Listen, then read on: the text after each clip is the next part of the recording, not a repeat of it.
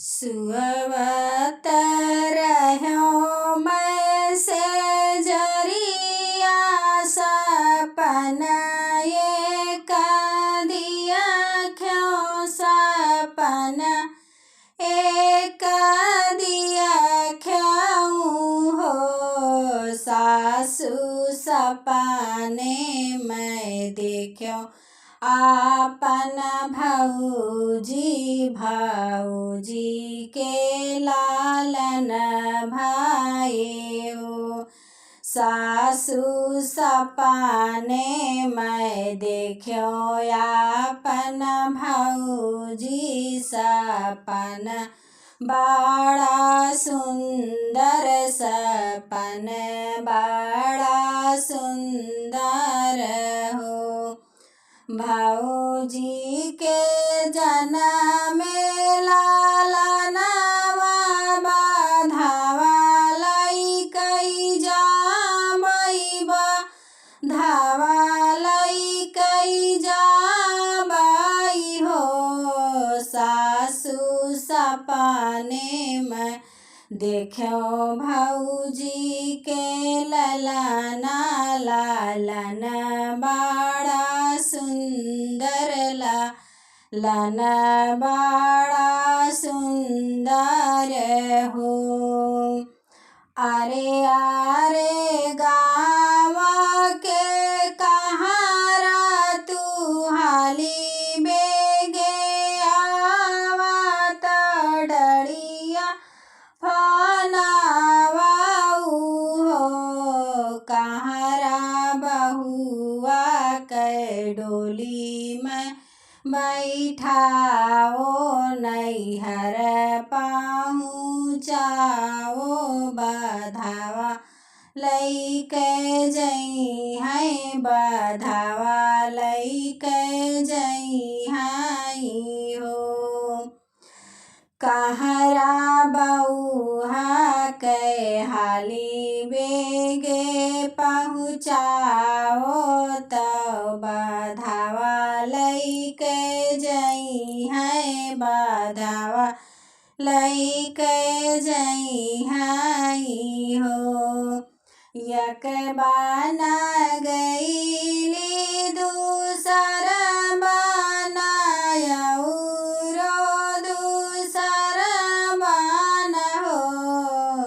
सखियाँ तिसरे मैं पहुँची नैहरवा आंगनवा में खड़ी भाई आंगनवा में खड़ी भाई हो।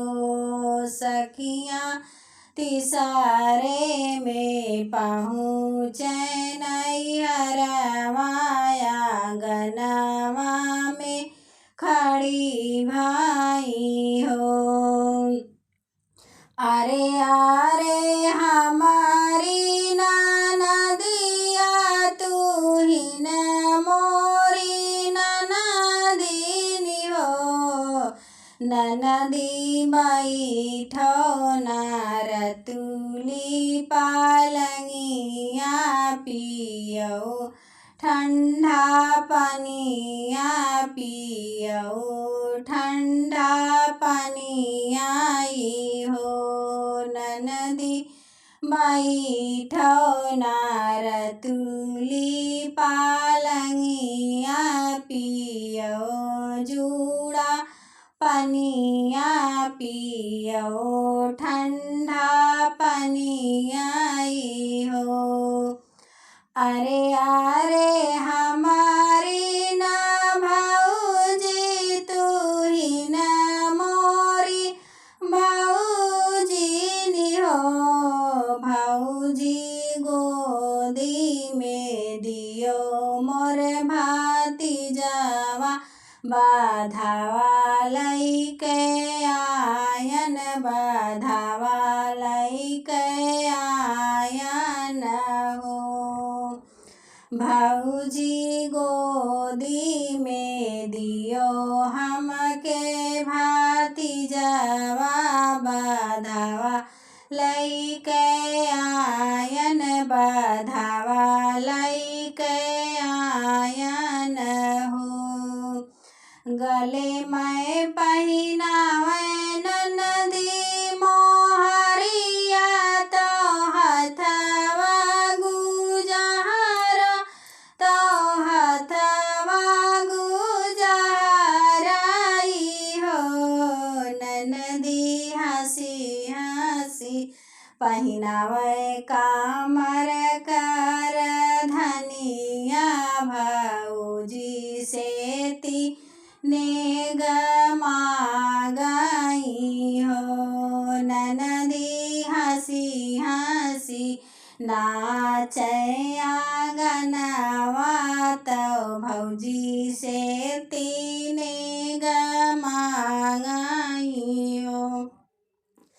अरे अरे हमारी न भौजी तू ही न मोरी भौजी नी हो भौजी दई देत्यू अपनी चुनरिया पाहिन नैहर जाबै पाहिन नैहर जाबै हो। लाई लियो मोरे ननदी सोने कई कंगनवा तयउराऊ गले बीचे हरवाई हो ननदी हम नाही देबै अपनी चुनरिया चुनरिया मोरे नैहर के हो। यतनी बचनी सुन ननदी तो घरवा से निकरई नहीं हरवा से निकरई हो बहिनी रोवत सुसकत गई ससुररिया ननदिया जे रूठी गई हो। बाहरे से आवई भैया तो भौजी से पूछाई हो धाना बहिनी कैलू बिदैया तो काओ काओ दीही हो धाना बहिनी के कैलू बिदैया तो काओ काओ दीही हो। दियत रहे ननदी के हरवा तो यउरऊ कंगनवाई हो पिया ननदी जे मांगे चुनरिया चुनरिया नाही दी है चुनरिया हमरे नैहर के हो।